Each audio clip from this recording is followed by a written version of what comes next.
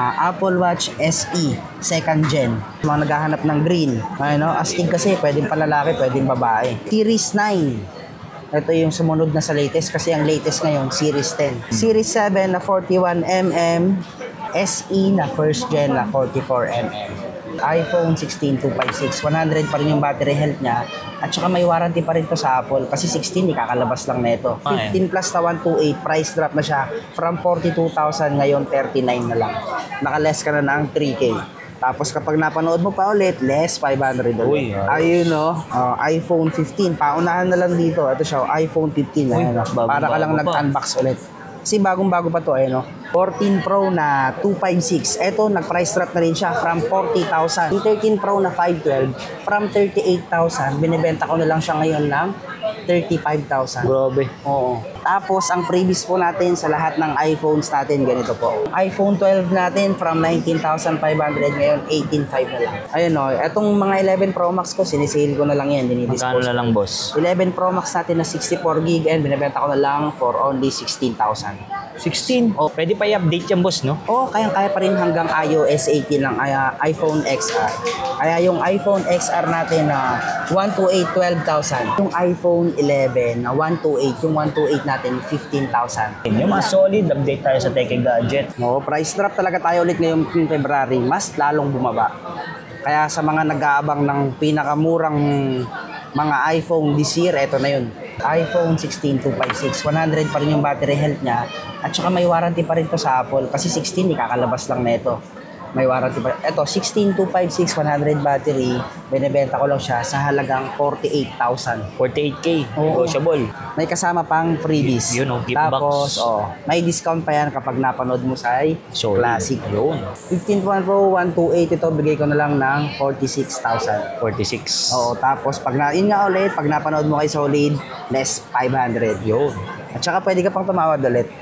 Negotiable. 15 plus na 128. Mostly, babae yung gumagamit na ito eh. Laging, wala pang nakabili sa akin ng 15 plus na lalaki, puro babae. Ito, 15 plus na 128, price drop na siya from 42,000, ngayon 39 na lang. Nakaless ka na ng 3K. Tapos kapag napanood mo pa ulit, less 500 ulit. Ayun no. Kaya panoorin nyo, dapat nakasubscribe kay Solid.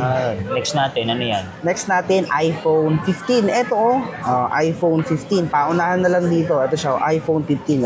Para ka lang nag-unbox ulit. Kasi bagong-bago pa to, iPhone 15 128. Check natin yung battery niya. Ilang battery health? Battery health niya 100, tapos 14 cycle count lang. Tapos yung warranty mo hanggang December 2025. Ito, binibenta ko lang ng 37,000. 37K. Oo. Ito, 14 Pro Max 512 na to. 14 Pro Max 512. Nag-price drop na rin to from 52,000. Ngayon, binibenta ko na lang siya ng 48,000. Ayun, nung nabawasan na lang 4,000. Grabe Laki ng binawas. Negotiable pa to. Ito naman, 14 Pro Max na 256. So, binibenta ko na lang siya ng 45,000. 14 Pro. Ayan. 14 Pro. Ito, price drop na rin tayo sa 14 Pro. 14 Pro na 256. Ito, nag-price drop na rin siya from 40,000. Ngayon, binibenta ko na lang siya ng 46,000. 46. Oo. Sa 128. Tapos yung 14 Pro naman na 128 from 37, ngayon 35 na lang. 35K.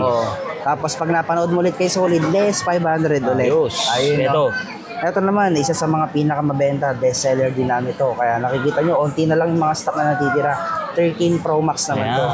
Yung 13 Pro Max ngayon, yung 256 niya, from 39,000, ngayon 35 na lang. Grabe, 4,000 agad bawas. 4,000 kagad yung bawas. 256 yun Nung December nga, pinapatos nila to kahit anong tawag doon, nasa 41,000 kinukuha nila ngayon.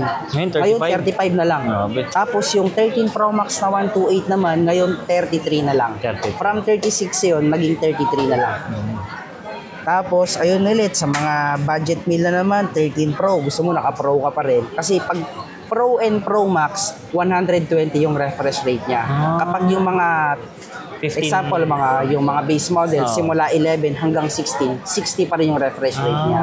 Yun naman ang laman ni Pro and Pro Max. Nagiging 120 Hz siya. 120 Hz.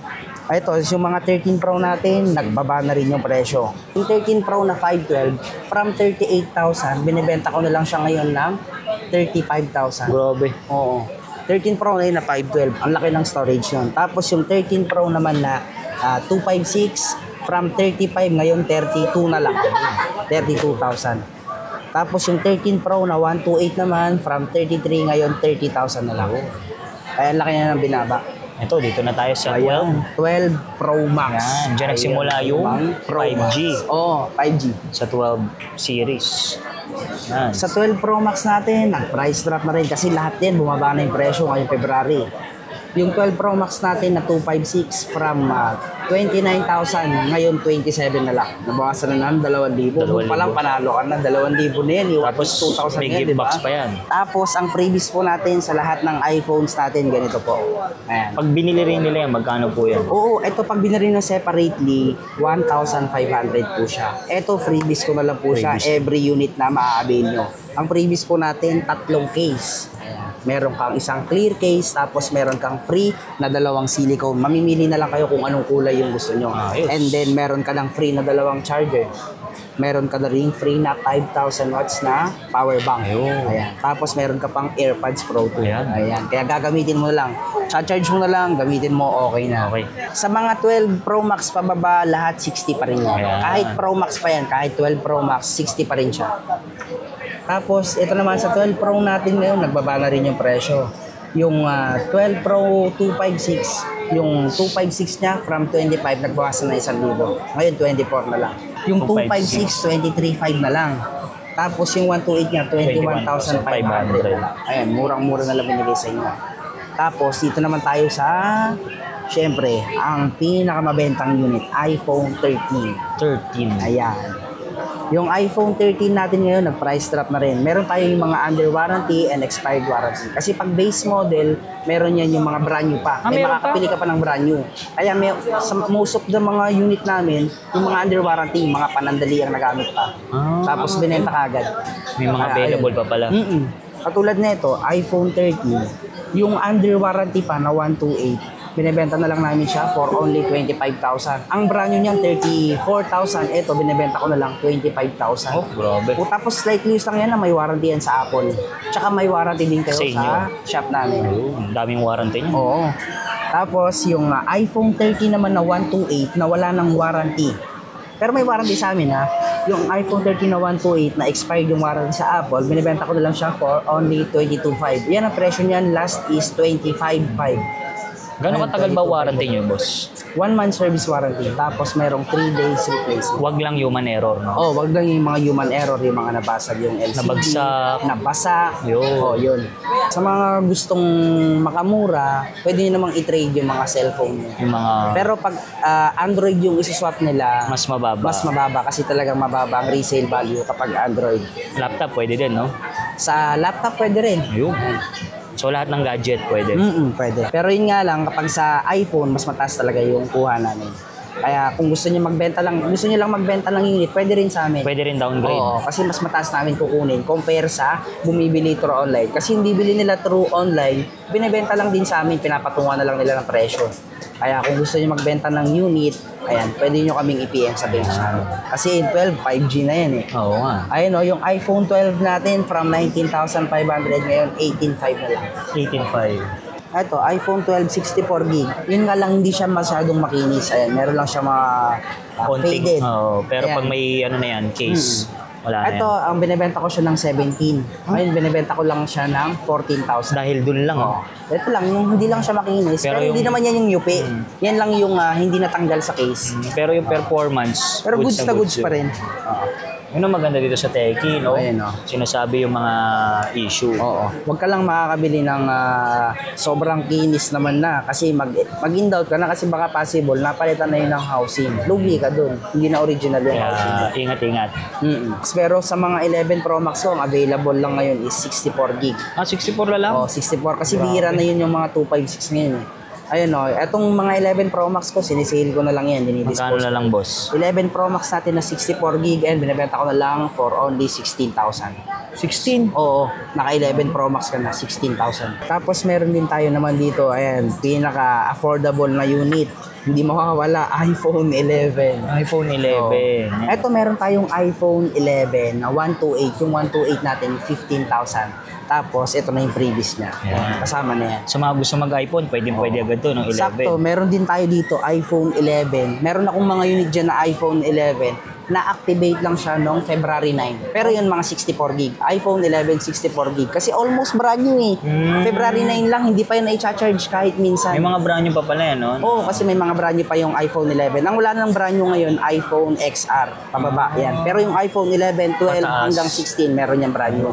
Kaya yung mga iPhone 11 ko, swerte na lang makakakuha. Meron akong available dyan na 5 unit na iPhone 11, 64 paunahan na lang, gig. no? Paunahan na lang. Kasi ang brand new niyan ngayon, 23. 23. iPhone 11 na 64 gig yan, binebenta ko lang siya for only 14,500. Almost brand new na yun. Ayun. Hindi pa yun na-charge ha.